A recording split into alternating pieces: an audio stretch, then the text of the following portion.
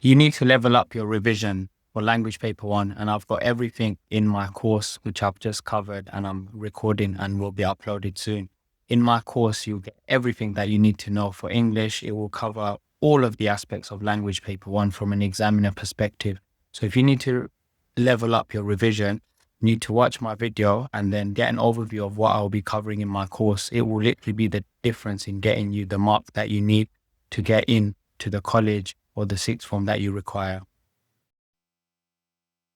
In the life that we have, our time is everything. Time is always running away from us and we're constantly trying to make the most use of time. So when we get to language paper one, we need to really understand how to use our time effectively. So let's go through the timings. So when you get to question one, before you even get to question one, you're given the standard reading time of 15 minutes, right? So within that 15 minutes, what are you meant to be doing? You're not just highlighting random quotes. You have to have a structured method. And what I suggest is you go through the extract and then you highlight keywords or phrases where there's interesting language that stands out. You need to also have an awareness of what is happening in the story. So what's the narrative? What's the storyline? What are the main things that are happening? So this is what you're paying attention to. After you've nailed this understanding of what is truly happening in the story, then you can start to pick apart the quotes. Think about how the story begins. What's happening at the beginning? What draws our attention? What are the different focus points? What is the writer shifting the focus to and why? So that gives you a structural awareness as you're going through, highlighting these points as well. And as you're constantly going through, spend the time effectively to pick out the key messages and the meanings within the text. So if it's about a setting, what kind of ideas does the writer use to describe the setting? Are there any metaphors, any language devices that really stand out? So if you constantly go through these features as you're reading, when you come to the final exam, you'll be prepared and you'll have those reading skills in line so that you can approach it with the best of your ideas. So we spend about 15 minutes or so reading. Sometimes it might take 10. And I'm going to also model to you in my course how we go through and annotate the main parts. So we've done question one, all right?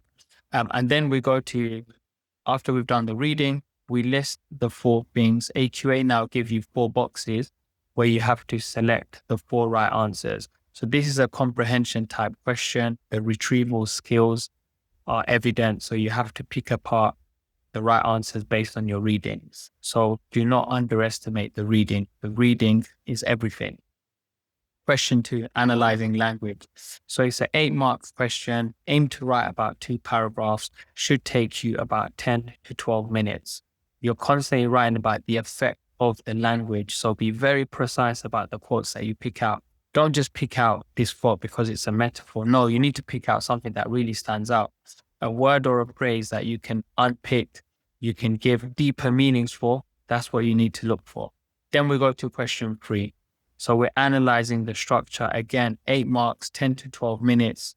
Aim to write 3 paragraphs, but shorter paragraphs, beginning, middle, and end. AQA now give you a specific focus on one of the effects of the structure. So it might be something about how does the writer use structure to build up the tension. So you need to, again, have an awareness about this. And if you've annotated well, then you kind of already have an overview about structure before you've even looked at the question, right? So it comes back down to your reading time right at the beginning of the source. Now we get to the big one, question 4, 20 marks, right? 20 marks. And this in itself is worth half of section A. So section A is worth 40 marks. Question 4 is a ticket to your highest grade. If you mess this one up, you've messed everything up. So the key skill you're looking at is evaluation. So I'm going to spend a lot of time in the course going over the key skills for evaluation, looking at model answers and how to structure your points. You have to give your overview on a statement, to what extent you agree. So you have to give a judgment. You have to apply your thinking process and justify your ideas. So usually for this question, you spend about 20 minutes up to about 24 minutes if you get your timings right for the other question. And you should aim to do, I'd suggest, about 2 detailed paragraphs where you stay very close to the statement that they give you. And you have to justify your thought process. Now, a lot of students approach this question by doing 1 paragraph on agree, 1 paragraph on disagree, but that's a load of nonsense because you don't need that. So it needs to be based on the statement. If the statement pushes you to disagree with it or challenge it, then you do that, common sense. But AQA push it in a way where they'd like you to agree with the statement, but you can also challenge it to a certain extent. But don't go in there thinking I'm going to agree and then disagree, because it really depends on the statement in itself. And that's something that we'll be looking at when we look at the answers. When we get to question 5, which is descriptive writing, 40 marks. So we spend about 45 minutes on this question.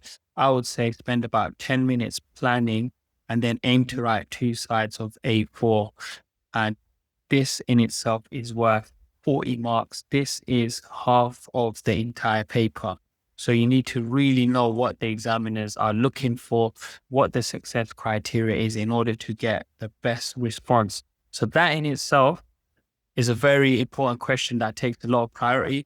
And I will be going through this in a lot of detail to show you guys how to get the best marks and the specific skills that you need to constantly practice in order to smash this paper in order to get the best grade that you deserve, only if you put the hard work in, of course.